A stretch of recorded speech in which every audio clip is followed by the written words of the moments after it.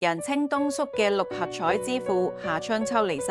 東叔嘅女係任君如，尋日喺社交平台發放東叔離世嘅消息，並 post 咗東叔年輕時嘅黑白照。人稱東叔嘅夏春秋原名吳錦全，早年從事話劇、播音員等工作，曾經演出多部膾炙人口嘅電視劇集，亦有拍過電影。東叔係第一代嘅六合彩主持，因而被稱為六合彩之父，大家都將佢當作財神，形象深入民心。我出咗10幾次㗎啦，咦，都冇呢6個 number。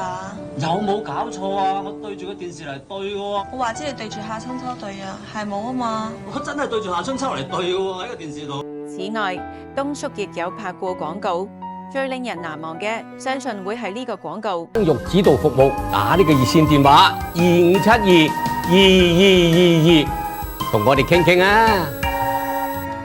再見，東叔，多謝你為大家帶來無限嘅歡樂。